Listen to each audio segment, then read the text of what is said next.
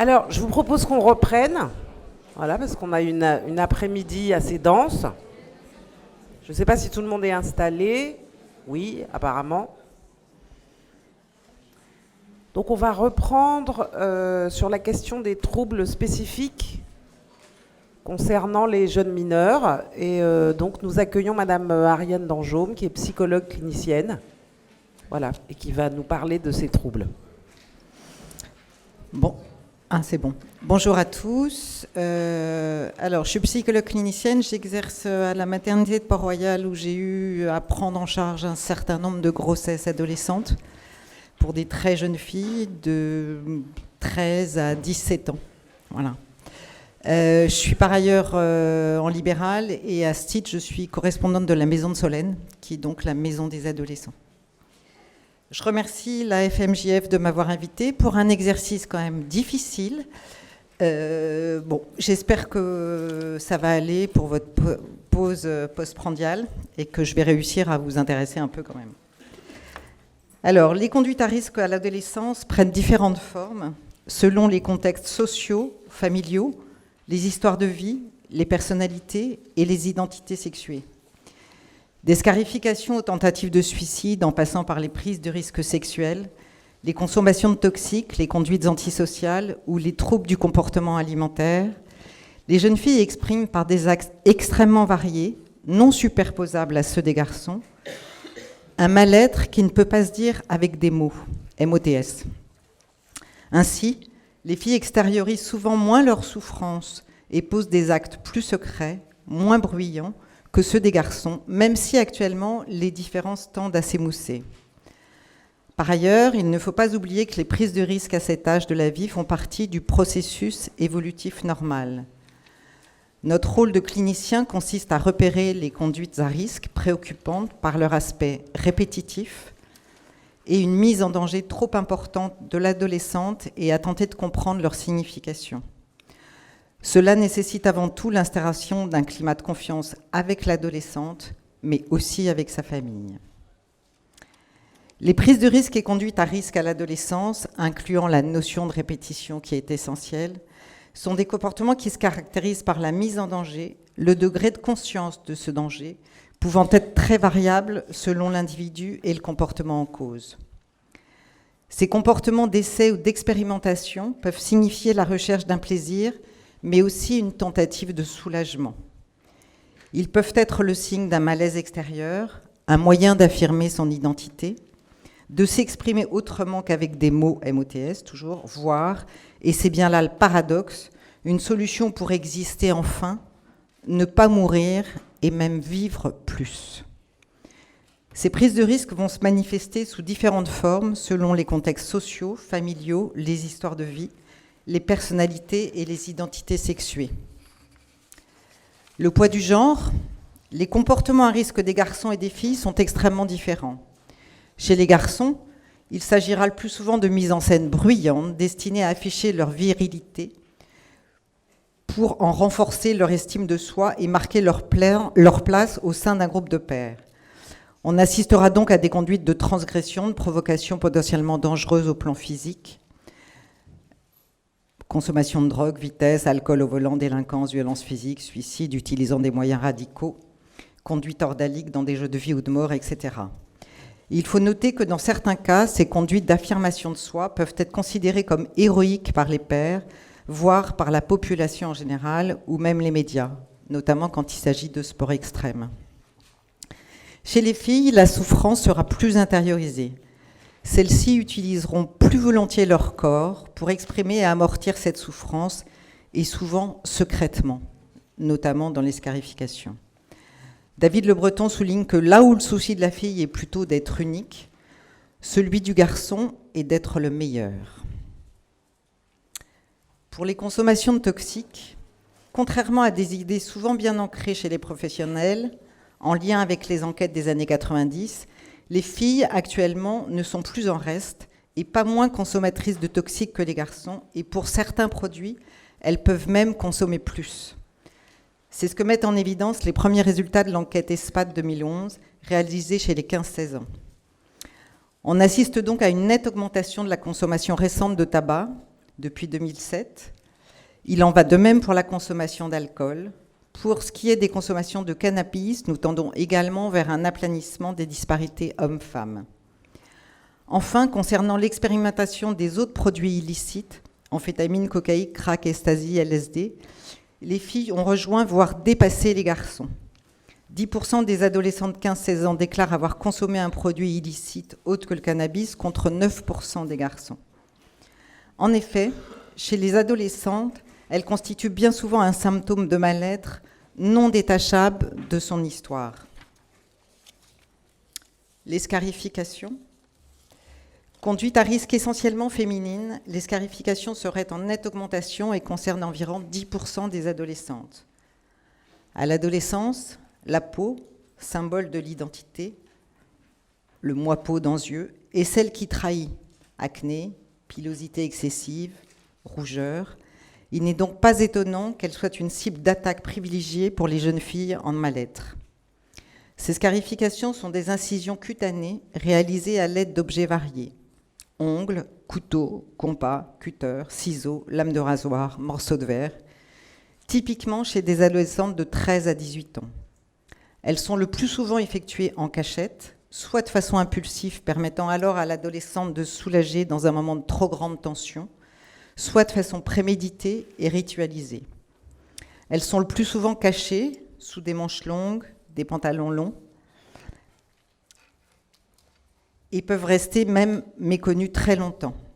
C'est bien pour l'adolescente un moyen d'expression et de communication, en plus d'un moyen d'apaisement dont il s'agit, qu'il ne reste pas dans l'indifférence et que l'appel à l'aide soit entendu. En effet, les scarifications ne sont pas un geste banal. Elles sont souvent associées à d'autres passages à l'acte et constituent également un indicateur de risque suicidaire important. Enfin, lorsqu'elles sont atypiques de la part de l'âge de survenue, avant 13 ans ou après 18 ans, par exemple, moi j'ai reçu une très petite fille, j'ai envie de dire qui avait 8 ans et qui se scarifiait sur les bras et qui avait été victime d'agressions sexuelles au sein de l'école. Voilà. Donc là, c'est effectivement un indicateur important. Le sexe, survenu chez le garçon, l'intensité, la répétition, la localisation, sur la face, l'abdomen, le thorax, cuisses, voire les organes génitaux. La représentation de motifs ou de messages morbides. Elles signent une gravité devant faire évoquer des troubles psychiatriques et demander un avis spécialisé. Les tentatives de suicide. Les filles font presque 2 fois plus de tentatives de suicide que les garçons, mais elles en meurent moins. Encore faut-il s'entendre sur l'utilisation du terme tentative de suicide. On note une augmentation modérée des tentatives de suicide chez les jeunes, et notamment chez les filles. Selon le baromètre de santé jeune de 2005, 7,9% des filles déclarent avoir déjà fait une TS. En France, les suicides représentent environ 200 décès par an chez les 15-19 ans, 800 si on s'intéresse à la tranche d'âge des 15-24, et concernent essentiellement les garçons. En effet, les adolescentes recourent à des moyens beaucoup moins radicaux que leurs camarades masculins. Chez les filles, c'est plus les médicaments et beaucoup moins les armes à feu. Toutefois, la relative bénignité somatique de ces tentatives de suicide ne doit pas faire sous-estimer la possible gravité du geste qu'il convient de prendre en considération, même si chez les jeunes filles, l'acte suicidaire ne relève que rarement d'un vrai désir de mort, mais plutôt, comme l'écrit le docteur Alvin, d'une envie de vivre. C'est un appel au secours, un moyen de signifier l'indicible qui mérite évidemment toute notre attention. Les prises de risques sexuels, à l'heure où les changements corporels et hormonaux bousculent l'adolescente, constituent un autre mode de prise de risque fréquent chez les jeunes filles. Grossesse précoce aboutissant à des IVG, grossesse désirée, multiplication des partenaires sexuels, rapports sexuels non protégés, avec à la clé la possibilité de contracter une infection sexuellement transmissible, expérience sexuelle sous l'emprise de toxiques, parfois, plus ou moins consentis, viol. Ces prises de risque peuvent prendre différents visages. Pour les grossesses non souhaitées, sans dramatiser les conduites des adolescentes, il est encore de notre rôle de tenter de prévenir la survenue des grossesses. L'IVG reste un geste anxiogène et qui n'est pas anodin pour ces adolescentes. Et surtout, de limiter le risque de récidive dont le taux reste élevé. 12% selon le rapport Uzan. Enfin, il apparaît que les 2/3 d'entre elles réalisent l'IVG sans le consentement parental, comme la loi de 2001 les y autorise, alors même que la problématique des relations familiales difficiles depuis l'enfance et se dégradant encore à l'adolescence semble être un élément central dans l'histoire de ces jeunes filles et qui nécessiterait certainement d'être repris et travaillé. Malheureusement, ce travail avec la famille, qui idéalement pourrait être initié lors d'une courte hospitalisation, peine à se faire, faute de réussir à convaincre les adolescentes de l'intérêt d'informer leurs parents de leur grossesse. Pour les grossesses désirées et le désir d'enfant, pour ces adolescentes, elles établissent souvent une équivalence entre la sexualité et la reproduction, et c'est bien la reproduction qui marque pour elles le passage à l'âge adulte. Désir d'enfant, désir d'émancipation, de reconnaissance, d'être aimé et d'aimer. Freud disait déjà en 1914, le désir d'enfant représente la possibilité de restaurer son propre narcissisme abandonné. Les jeunes filles racontent qu'elles veulent avoir l'enfant puisqu'elles l'aiment et que l'enfant les aimera et ne les abandonnera pas. L'enfant serait alors un tout comblant, venant réparer les failles, les blessures, le manque. Souvent, le père est présent par intermittence ou bien il a disparu. Rares sont les jeunes pères présents tout au long de la grossesse. Le couple, alors souvent fantasmé par la jeune fille, peut alors être un couple mère-fille et l'enfant restaurera l'unité familiale mal en point.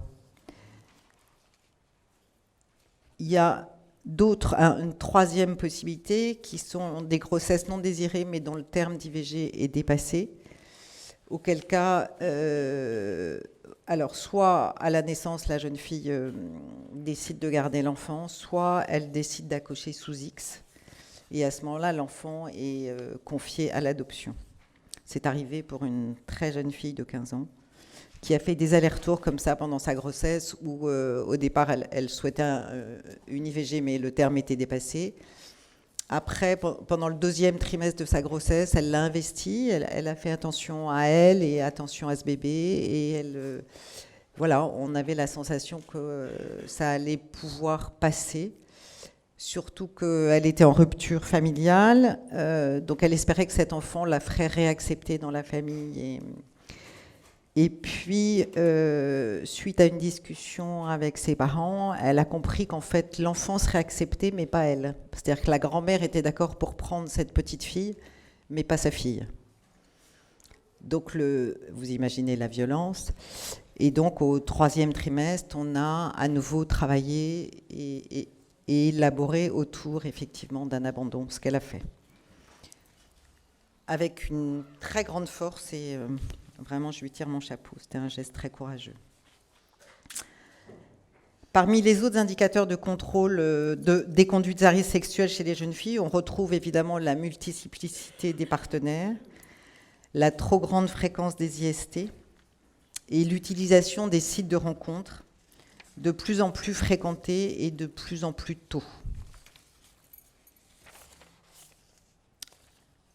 On va aborder maintenant les conduites antisociales, telles que la délinquance, les difficultés scolaires, qui constituent également des prises de risques, des risques pouvant faire glisser l'adolescente vers la désocialisation, voire l'exclusion. Les difficultés scolaires, Jean-Michel Huet, psychanalyste, en parle très bien.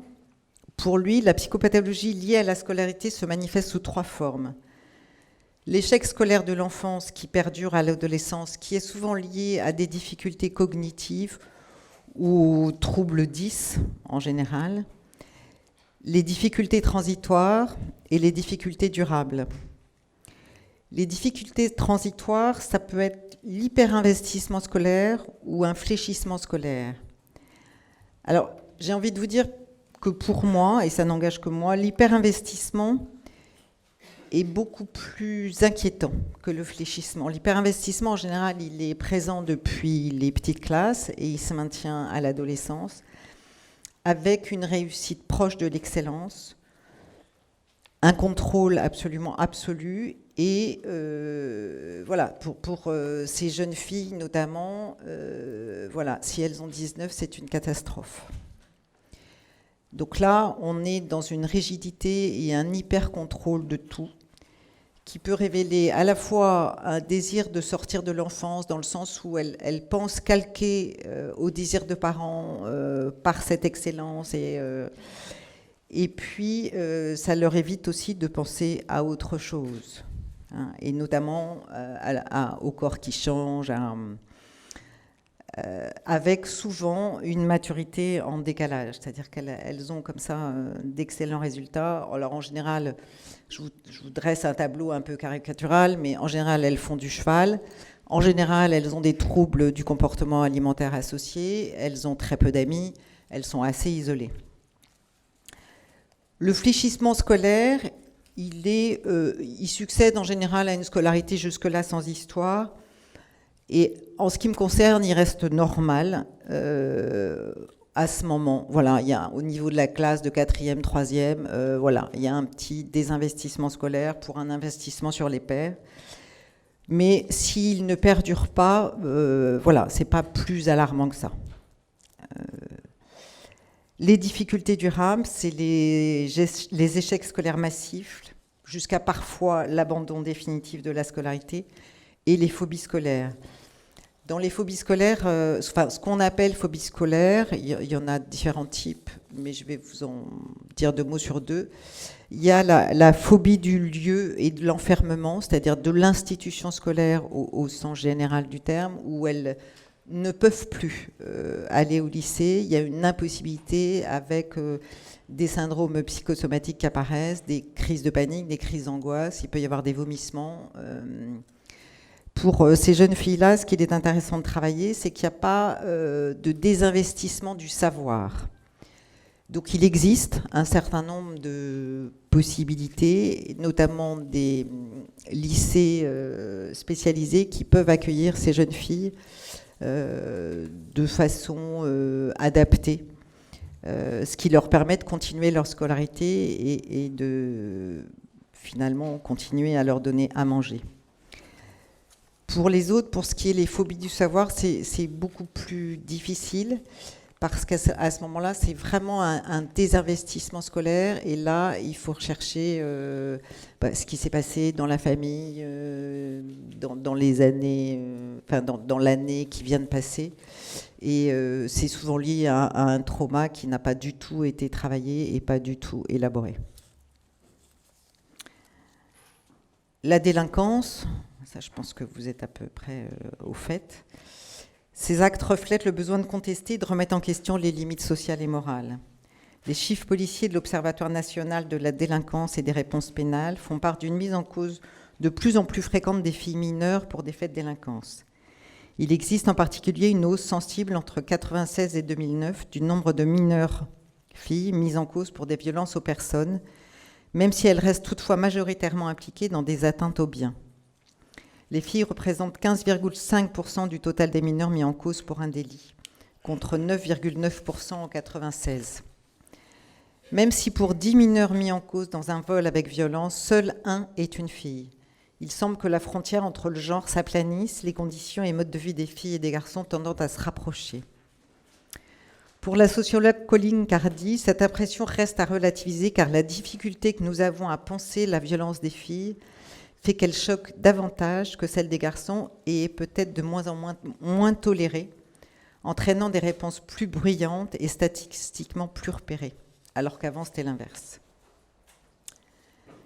Les autres conduites à risque, et notamment les troubles du comportement alimentaire.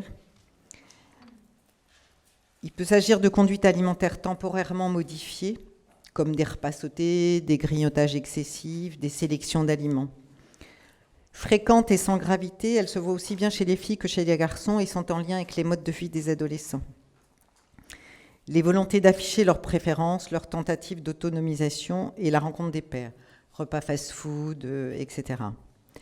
Mais il peut aussi s'agir d'un vrai trouble du comportement alimentaire et ce qui va faire que ça devient pathologique, c'est la régularité, la fréquence et sa systématisation, que ce soit l'anorexie ou la boulimie, qui là, à ce moment-là, concerne majoritairement des filles et constitue plus qu'une prise de risque, une véritable psychopathologie à prendre en charge comme telle.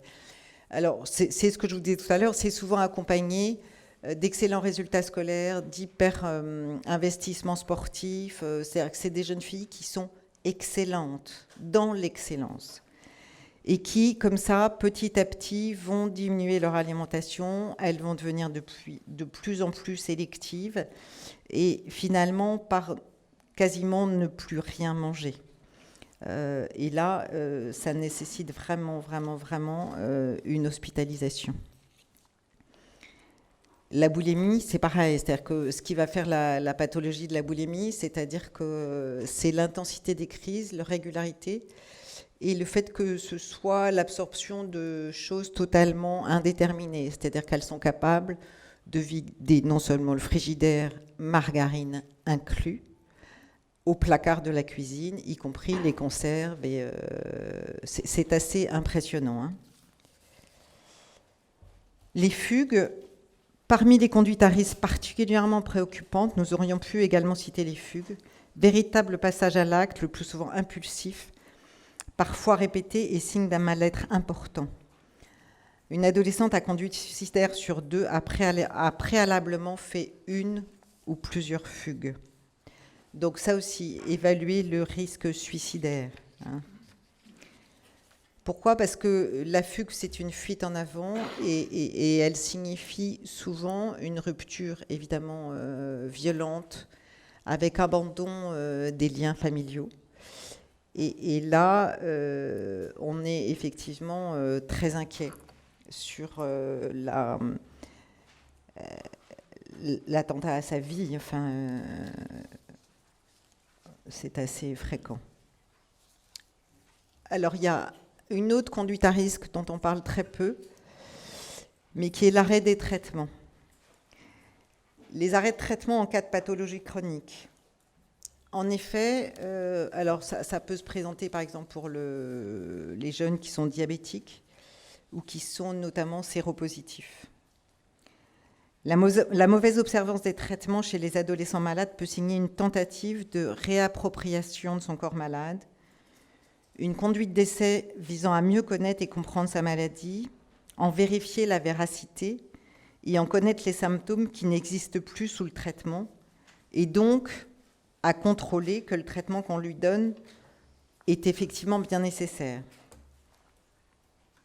Moi, j'ai suivi alors il se trouve que c'est un jeune homme, mais ça aurait pu être une jeune fille, un très jeune homme de 14 ans à l'époque, il avait, qui était séropositif par une transmission materno-fétale, qui, jusqu'à l'âge de 14 ans, a pris ces traitements sans problème. Le père était décédé du sida.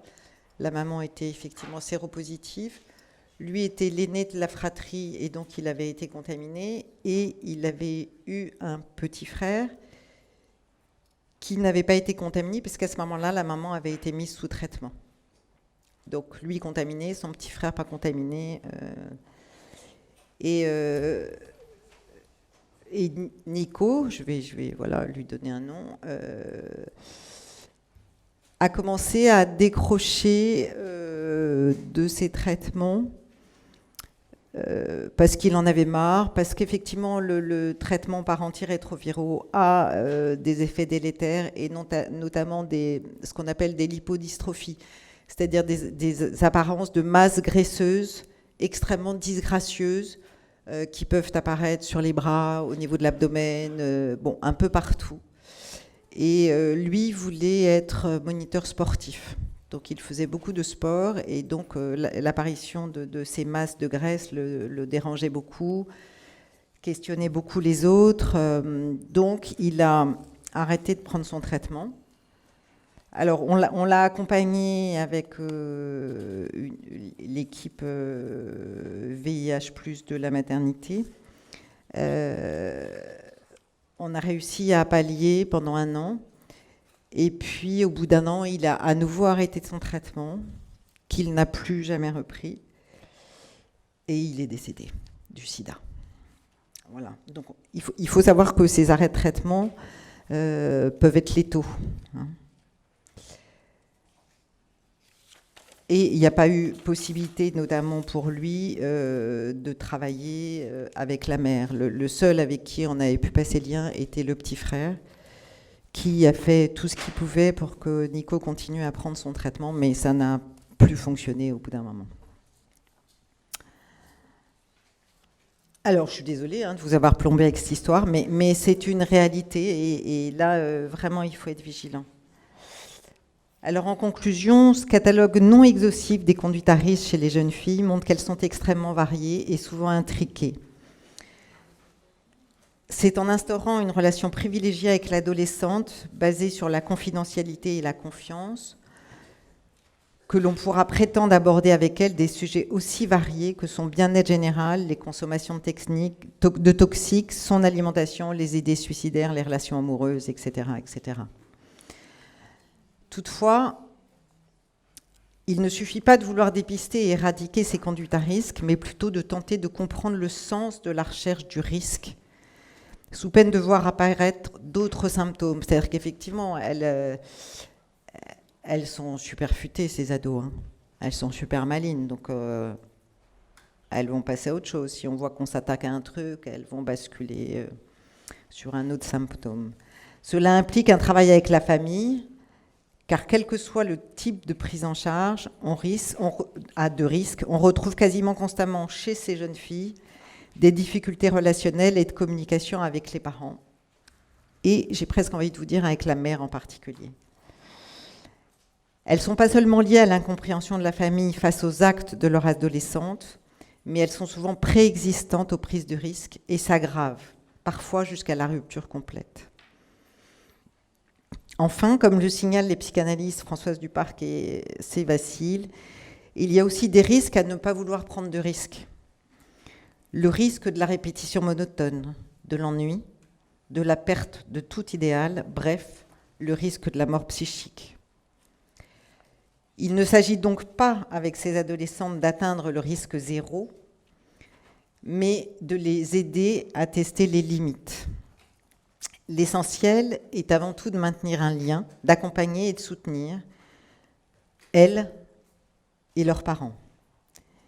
Il s'agit bien de leur permettre de s'exprimer autrement que par l'agir et de prévenir des mises en danger trop importantes, source d'incompréhension entre la jeune fille et les parents, aux conséquences parfois irréversibles. Je laisserai à Madame Bonafou une bibliographie, voilà, si ça vous intéresse. Je vous remercie.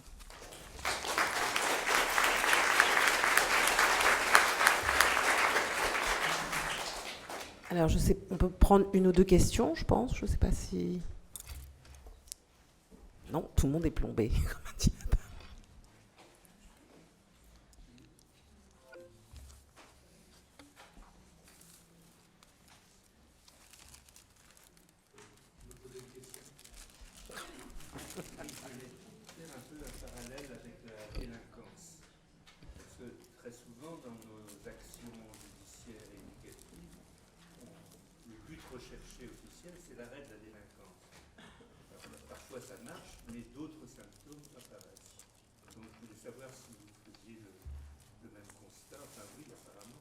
Oui, tout à fait. C'est-à-dire que c'est des conduites. Les conduites à risque, ce sont des conduites dites labiles. C'est-à-dire qu'effectivement, il peut arrêter la délinquance. Enfin, ils peuvent. Après, ils peuvent s'orienter vers des conduites, des prises de toxiques, ou alors d'autres prises de risques extrêmes, genre effectivement des conduites de vitesse, des sports qui vont les mettre en danger. Changer de fréquentation, de groupe de pairs, qui ne sera pas forcément mieux que celui qu'il avait avant. Oui, c'est très labile. Alors, quelle est la pire? Je ne saurais vous le dire. Et qu'est-ce qu'on déclenche en éliminant effectivement...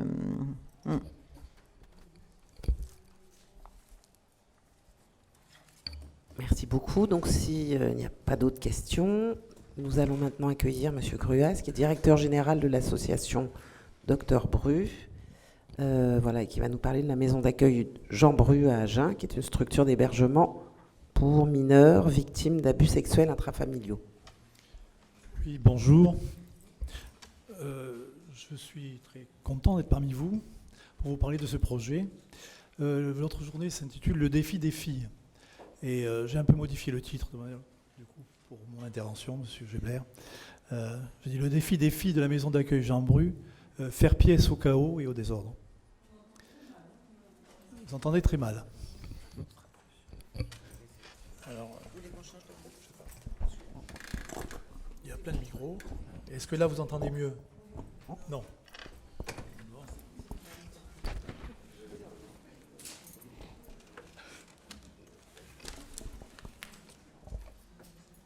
En général, le micro ne marche pas, ou alors l'ordinateur tombe en panne, ou alors on a une extinction de voix. Oui, alors je reprends. Je disais que cette journée s'intitulait « Le défi des filles » et que j'avais fait le choix de modifier un peu le titre en l'intitulant « Le défi des filles de la maison d'accueil Jean Bru, faire pièce au chaos, au désordre, jeune fille victime d'inceste ». Ce défi suppose un enjeu pour les professionnels de cet établissement, c'est construire une action éducative qui réponde à deux exigences. Une mineure à protéger, une adulte à insérer. Et l'association Dr Bru avait fait le choix, il y a une vingtaine d'années, donc, de créer cette structure, en voulant que la parole existe contre l'omerta de l'inceste. La majorité des infractions à caractère sexuel se commettent au sein des familles.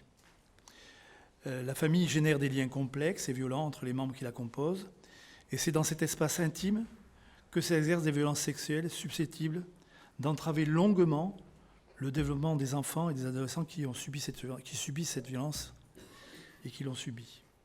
Ginette Rimbaud et Marceline Gabel, qui ont beaucoup travaillé sur la protection de l'enfance, ont porté le projet théorique de cet établissement.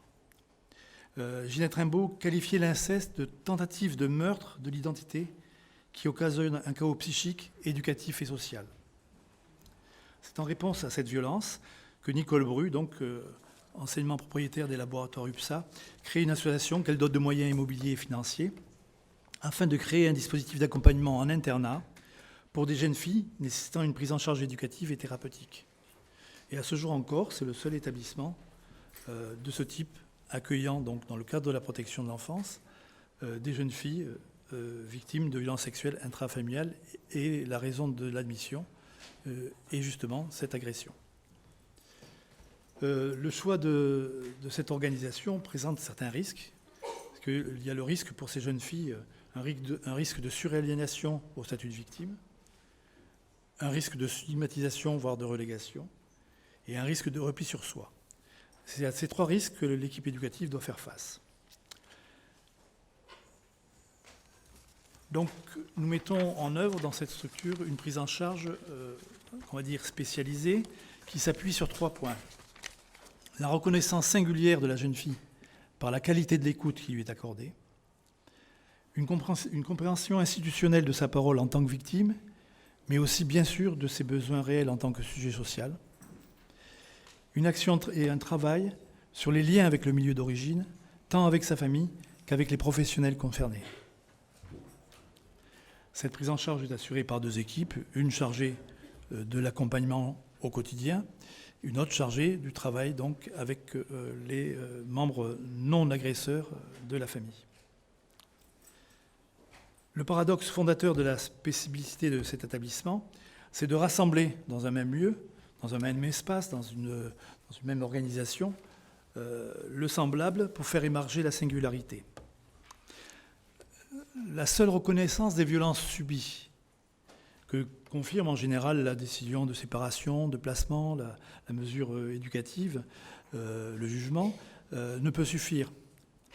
Il est nécessaire de mettre en place une écoute attentive des discours des jeunes filles et de mieux accompagner le travail d'élaboration individuelle du traumatisme qui est subi, et ceci afin de désaliéner du statut de victime. Vous me direz, toutes les équipes qui ont en charge des enfants victimes de maltraitance sont dans la même dynamique. Sauf que l'inceste, les violences sexuelles intrafamiliales provoquent chez les professionnels des phénomènes de rejet, des phénomènes de sidération, des phénomènes d'empathie démesurés qui empêchent une action éducative et thérapeutique sécure, je dirais, sereine.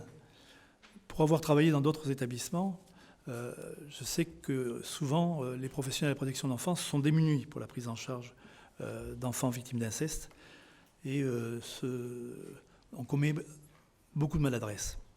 Donc l'idée d'avoir un dispositif spécifique est intéressant pour expérimenter, mais est surtout intéressant si effectivement ce que l'on a compris, ce que nous apprennent ces jeunes filles, on en fait profiter d'autres équipes et d'autres établissements.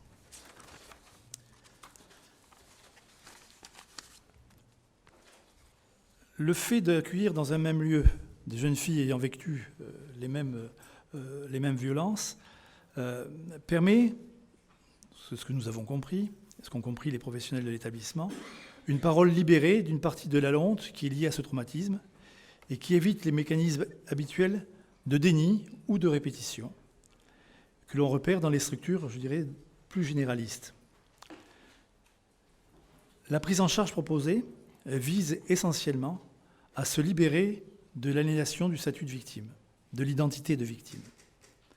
L'objectif est de sortir de la confusion dans les processus d'identification et de la confusion généalogique générée par l'inceste, de favoriser l'accès à la vie affective pour permettre aux jeunes filles d'accéder à leur future vie de femme dans un contexte psychique plus favorable. Pour faire cela, il est nécessaire d'avoir une attention constante à l'égard des professionnels de l'établissement. Tout à l'heure, je le disais, les violences sexuelles intrafamiliales provoquent en chacun d'entre nous des réactions qu'il convient d'analyser, de canaliser, de gérer. Mais les professionnels de la maison d'accueil sont vraiment impactés tous les jours, très durement, par le passé de ces jeunes filles. Et donc, l'établissement, s'il veut remplir la mission qui lui a été confiée, doit, afin de mieux prendre en charge les jeunes filles, être très attentif aux effets que produisent ce travail quotidien auprès de jeunes filles. Et il y a donc mis en place un accompagnement de type analyse des pratiques ou supervision. On ne s'est pas mis d'accord sur le vocable, que je qualifierais de très intense pour un établissement de protection de l'enfance, puisqu'il y a un pédopsychiatre et psychanalyste qui intervient une fois par semaine dans l'établissement auprès de l'équipe, justement, pour gérer cette question de l'agression que produit l'inceste sur les professionnels. Dans l'établissement est proposée une prise en charge éducative le plus individualisée possible, alors même que nous sommes dans un dispositif collectif. Une prise en charge qui protège de l'extérieur, qui permet l'apprentissage des règles sociales, qui régule les relations et apaise les tensions individuelles et interrelationnelles.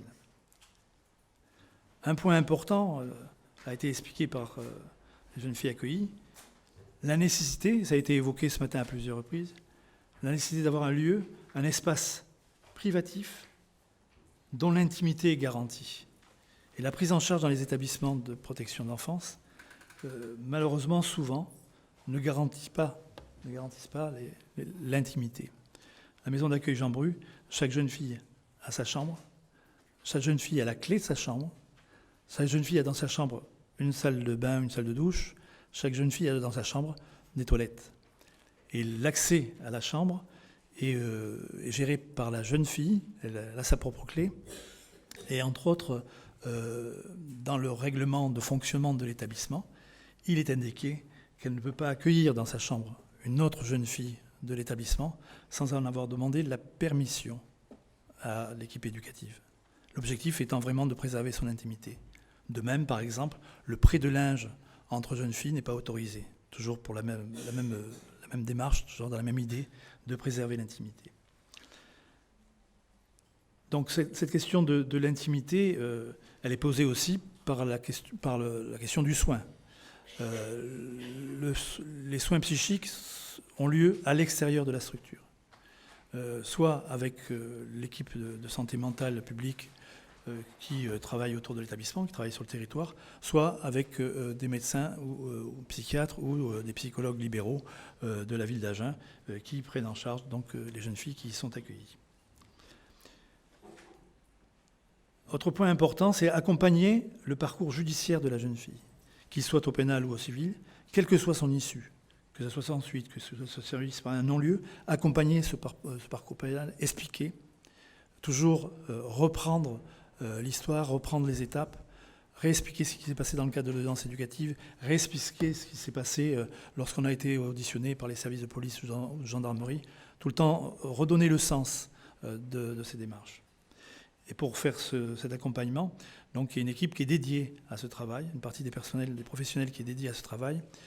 L'objectif étant que les autres professionnels qui s'occupent de la vie quotidienne puissent aborder d'autres aspects du quotidien sans être englués par le poids de l'histoire judiciaire. Autre point très important, malgré ces violences sexuelles intrafamiliales, favoriser ou maintenir les liens avec les titulaires de l'autorité parentale et avec la famille élargie.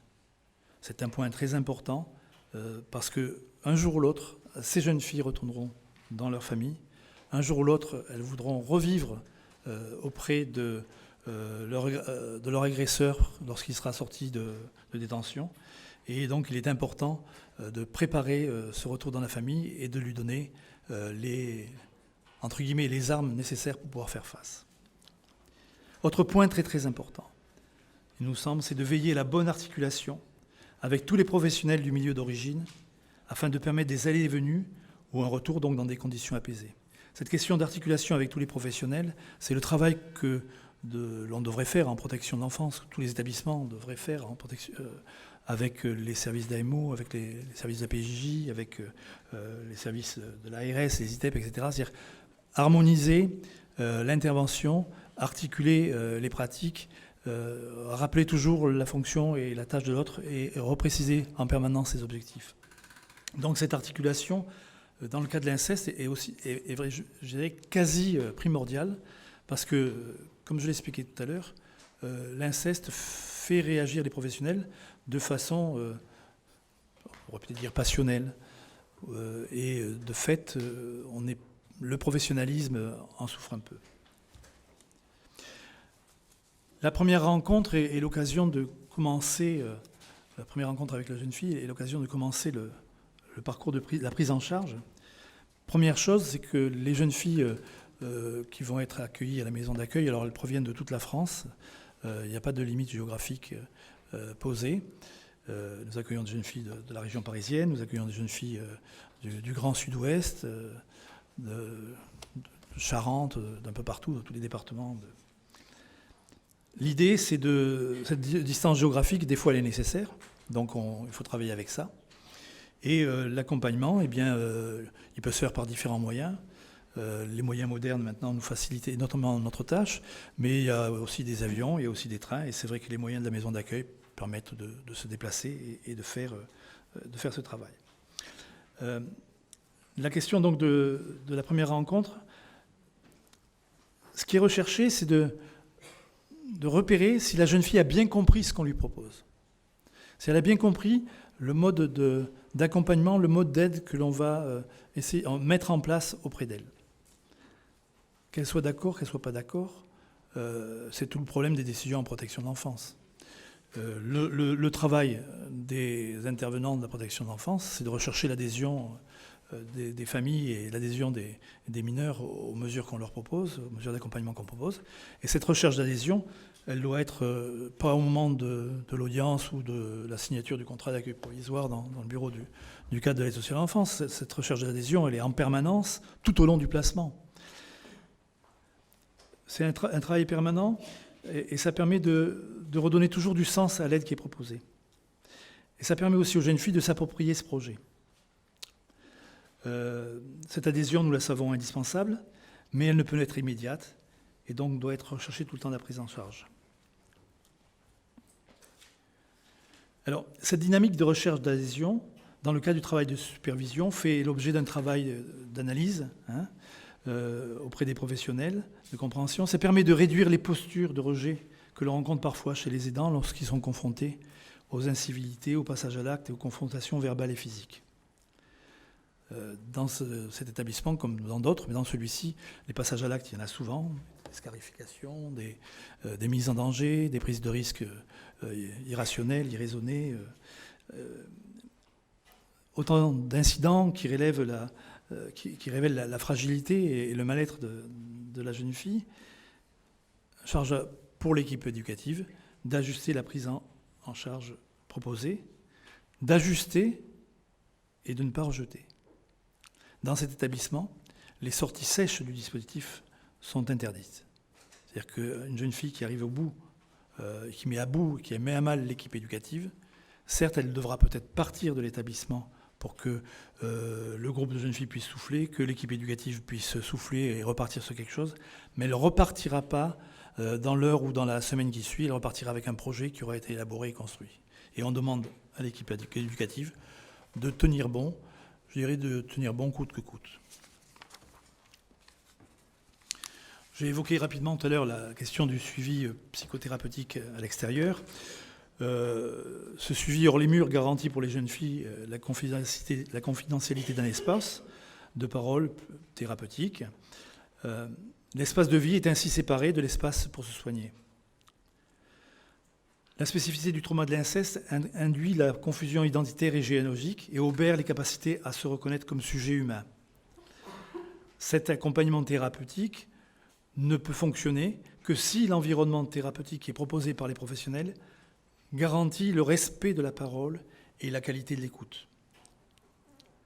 Le cadre éducatif qui est instauré dans cet établissement, c'est élaboré autour de règles à respecter, de rapports éducatifs entre professionnels et bénéficiaires clairement explicités. Il est demandé aux professionnels la capacité d'échange et de négociation avec les jeunes filles, avec pour objectif donc de favoriser l'expression et l'écoute de la parole. L'objectif est de permettre à la jeune fille de mettre en mots son histoire dans une parole singulière, préventive des passages à l'acte et d'une répétition mortifère des symptômes qu'elle présente. Alors 4 points, j'en ai déjà un peu parlé, mais chaque jeune fille dispose d'une chambre individuelle. Cet espace et ses règles facilitent le travail de restauration et d'appropriation de l'intimité. Les fractions provoquées par l'inceste peuvent être ainsi diminuées par la préservation et le respect de leur intimité que les adultes de l'établissement garantissent. Alors évidemment, on ne rentre pas dans la chambre de ces jeunes filles sans avoir au préalable frappé. On ne demande pas à ce que l'entretien de la chambre soit fait en faisant une revue de casernement. C'est-à-dire que les jeunes filles qui mettent leur chambre sans dessus-dessous, c'est pour éloigner, c'est pour mettre des distances, c'est pour nous empêcher d'être auprès d'elles. Et ces barrières qu'elles inventent, qu'elles fabriquent, il faut pouvoir les interpréter, les analyser et faire avec, et tout doucement ramener vers d'autres modes de vie. Les jeunes filles sont prises en charge en internat, elles peuvent aussi être prises en charge en appartement, elles peuvent être accompagnées aussi en foyer de jeunes travailleurs éventuellement, en système de colocation. Je veux dire qu'on expérimente toutes les formes de prise en charge. Le collectif n'est pas une obligation en soi, on essaie de s'adapter vraiment à la situation individuelle de la jeune fille. Autre point qui est important sur la conduite de ces jeunes filles, la question de la prise de risque. Souvent, le choix vestimentaire qu'elles peuvent faire peut les mettre en danger, peut donner d'elles une image très dévalorisée, très dégradée. Donc l'équipe éducative doit être très attentif à cette question de la tenue, du choix, du maquillage, etc. Donc sont mis en place des ateliers au sein de l'établissement pour faire avec ça, pour apprendre à être belle, apprendre à être respectée, apprendre à être aussi désirée éventuellement, mais apprendre avec des règles qui soient des règles sociales qui permettent de vivre tous ensemble. Respecter donc l'image et la perception qu'elles ont d'elles-mêmes, respecter la pudeur, c'est-à-dire parfois l'apprendre. Ce sont des actes éducatifs quotidiens. Aborder avec tact et franchise vie affective et santé sexuelle sont des incontournables éducatifs. S'agissant de la scolarité, vous l'avez longuement évoqué, La poursuite ou la reprise de la scolarité et ou de la formation professionnelle constitue un des préalables de l'admission dans le dispositif de la maison d'accueil. Mais cette exigence d'école a une autre exigence pour l'établissement. Ça suppose d'accompagner l'école, d'accompagner les apprentissages scolaires. Ça suppose donc de maintenir la scolarisation à un niveau adéquat, de valoriser les efforts constatés, les acquisitions faites, mais surtout de tempérer les échecs et, comme l'ensemble de ces actions que je viens de décrire, de renforcer l'estime de soi. Enfin, dernier point concernant donc, les prises de risques. Toutes les prises de risques ne sont pas mortifères. Et on sait que les adolescents grandissent avec la prise de risque. Ça fait partie de leur vie. Ça fait partie de leur grandissement. Dans la maison d'accueil, on a essayé d'imaginer des moyens de mettre en œuvre des prises de risques plus socialisées. Et les prises de risques plus socialisées peuvent se faire par le biais d'activités artistiques. Monter sur scène, écrire une chanson, la chanter avec un orchestre, les jeux du cirque, faire des photos, se montrer en photo, et plein d'autres activités que l'on peut imaginer, permettent le dépassement de soi, l'accession à un meilleur niveau de fonctionnement, un niveau de fonctionnement psychosocial, et d'expérimenter la prise de risque. Ces activités sont animées non pas par l'équipe éducative, mais par des artistes qui interviennent dans l'établissement. Voilà. Donc je dois normalement vous faire marcher le film, c'est ça ? Voilà. Non, mais c'est pas un problème. Alors, je voudrais juste dire un mot, effectivement, suite à l'intervention de monsieur, sur la chambre des adolescents, qui est souvent un grand sujet de conflit. Et je pense que si on arrive à la penser comme un nid qu'ils se construisent, donc à ce moment-là, on peut tolérer toutes ces choses qui traînent, etc. On peut se dire qu'ils construisent leur nid et que c'est les leurs et qu'ils s'y sentent bien. Ça aidera. Vraiment, vous êtes super. Hein.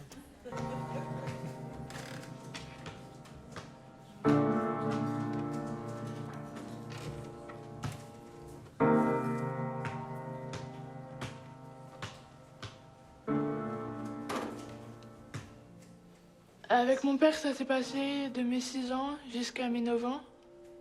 Et de mon beau-père, j'avais 11 ans.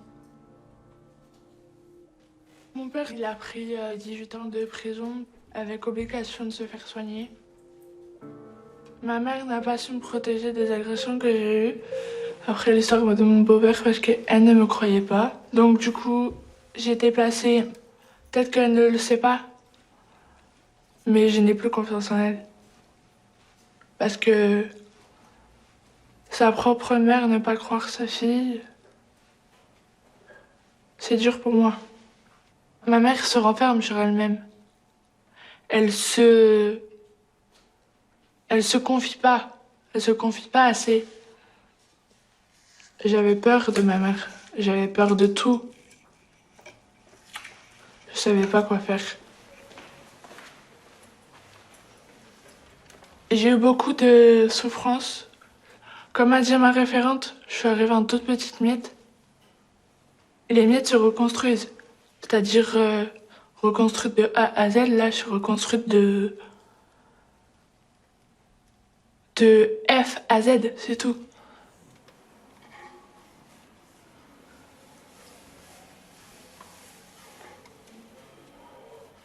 J'avais plus de féminité. J'étais presque un garçon.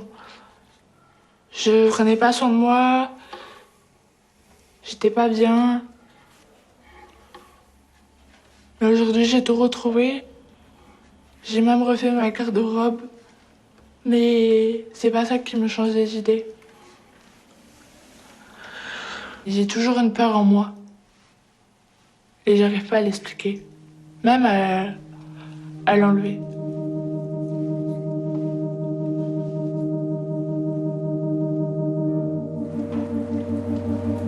L'un qui m'a pris autour de lui.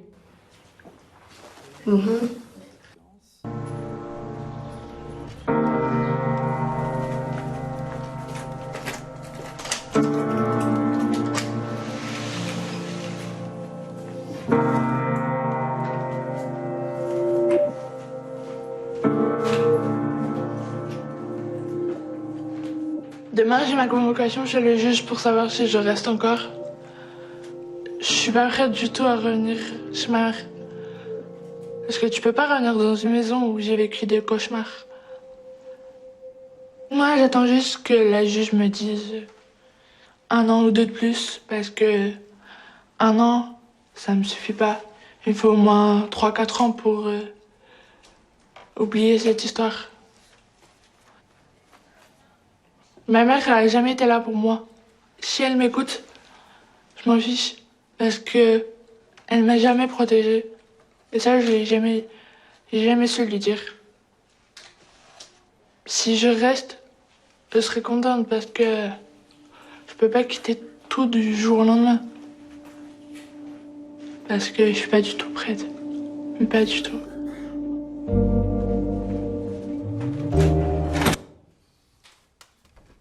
Oui, alors, ce film dure près d'1 heure.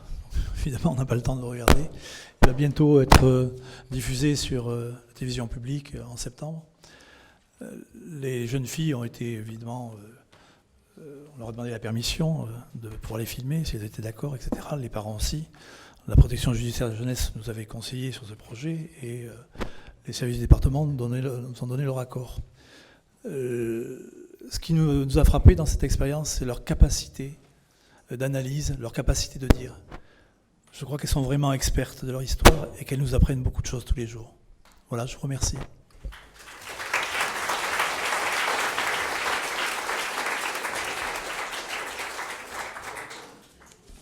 Ah oui. Oui, alors l'association Dr Bru, dans ses autres activités, gère un centre de ressources documentaires qui s'appelle le Centre de ressources Inceste, avec lequel on est en partenariat avec l'École nationale de la protection judiciaire de la jeunesse, avec l'ONPE, avec l'Écrit AVS, avec le réseau Prisme. Donc un centre de ressources documentaires ouvert à tous les professionnels. Donc on peut y accéder en tapant CRI, Centre de ressources inceste-adb.org, et on a accès donc à ce centre de ressources qui est à la disposition de tous les professionnels, aussi bien donc sur les événements médiatiques que sur les recherches médicales, que sur la littérature grise, les thèses, les ouvrages qui sont publiés, etc. Et on peut aussi procéder à des recherches thématiques. Voilà. Donc c'est une des activités de l'association. Une autre activité, encore 1 minute peut-être, très important. Les jeunes filles qui ont été prises en charge dans les maisons d'accueil nous ont appris beaucoup de choses. Et il aurait été dommage de ne pas profiter de leur savoir et de leurs compétences. Donc l'association avait pris l'initiative de créer un club des anciennes. Club des anciennes qui permet aux jeunes filles donc, qui ont séjourné dans l'établissement de toujours être en contact, en lien avec l'équipe, de pouvoir échanger, de pouvoir parler. Il y a une page Facebook qui est animée par un cadre de l'établissement et qui sert de médiateur et de régulateur. Il y a des journées, une journée tous les ans, elle va bientôt avoir lieu, qui permet de regrouper tout le monde. L'association prend en charge les déplacements. Et l'objectif, en fait, c'est de développer la paire et danse, les danses entre les pairs, par le biais donc d'activités qui peuvent être organisées et par l'équipe éducative et par les plus anciennes avec les plus jeunes. Depuis 3 ou 4 ans, donc, on voyait bien s'installer cette activité. Et cette année, au moment où je vous parle, je ne connais toujours pas le programme de la Journée des Anciennes. C'est le Conseil de vie sociale et les anciennes qui ont décidé du contenu. Et je découvrirai ça le 28 juin quand je serai dans l'établissement, où elles nous feront part de leur programme. Et là, je trouve que c'est quand même assez intéressant de pouvoir s'appuyer sur le savoir des gens des jeunes filles que l'on prend en charge et qui nous apprennent, donc, comme je disais tout à l'heure, beaucoup de choses. Voilà. Est-ce qu'il y a 1 ou 2 questions?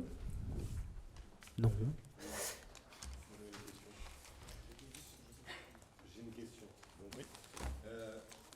Sur l'équipe, en fait, parce que vous parlez beaucoup du projet, etc., mais vous ne parlez pas de l'équipe qui prend en charge les jeunes. Donc je voulais connaître un peu la composition et de l'équipe, parce que je pense que c'est important dans ce type de projet. Et plus précisément, effectivement, un peu de l'organisation du fonctionnement de cette maison d'accueil. D'accord. Alors l'équipe, c'est une équipe éducative, je dirais, classiques, hein, éducateur spécialisé, moniteur éducateur, service de veille de nuit, une adjointe de direction, un directeur d'établissement, un psychiatre rattaché à l'établissement, hein, qui intervient 6 heures dans l'établissement. Donc un psychanalyste qui fait ce travail d'accompagnement et de supervision de l'équipe qui intervient donc 3 heures par semaine en grand groupe, c'est-à-dire toute l'équipe, et en petit groupe sur des situations individuelles. Le partenariat donc avec les psychologues et psychiatres libéraux, un enseignant payé par l'établissement sur les moyens de l'établissement pour accompagner la scolarité, les acquisitions, etc. Et des vacataires, je parlais des artistes, qui sont recrutés pour faire des animations de projets. Voilà. Donc, pour parler de l'organisation proprement dit, donc c'est 12 places d'internat, hein, une toute petite maison. Quand je suis arrivé, cet établissement, il y avait 25 places, 25 chambres, mais on a réduit la place de l'internat.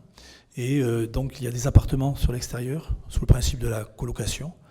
Des appartements où il peut y avoir une présence éducative très forte, et d'autres appartements où il peut y avoir une présence plus moindre, voire uniquement des rendez-vous auprès des professionnels, dans les bureaux des professionnels, dans la journée ou en soirée. L'autre aspect, c'est que cette équipe, elle est organisée il y a 2 équipes, on va dire. Il y a une équipe qui s'occupe du quotidien, parce que en fait, on a beaucoup appris des jeunes filles, mais on apprend beaucoup de la clinique du quotidien. Hein. C'est un des moyens quand même d'action très très forts que possèdent encore les équipes éducatives et qu'il faut qu'elles cultivent. Et une équipe qui s'appelle le service d'intervention en milieu naturel.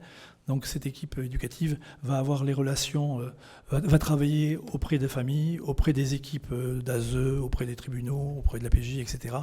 Et l'équipe de l'internat n'est jamais en contact avec les membres les membres de la famille. C'est toujours cette équipe qui fait ce travail de médiation. L'objectif étant de ne pas de laisser chacun des professionnels ne pas être submergé par la lourdeur de la tâche. Donc on a partagé le travail, quoi. Donc le principe, c'est qu'il y a 2 co-référents, un référent famille, hein, un référent auprès de la famille et un référent auprès de la clinique du quotidien. Voilà. Je sais pas si. Alors après, si la question qu'on me pose en général, c'est quel est le prix de journée. Donc le prix de journée, il n'est pas encore publié pour cette année, mais je pense qu'il va tourner autour de 250 €. Il n'est pas très élevé par rapport à ce qui se pratique dans plein d'autres départements. Voilà. Mais bon, il y a le directeur de la PJ, là on va en rediscuter. Merci beaucoup.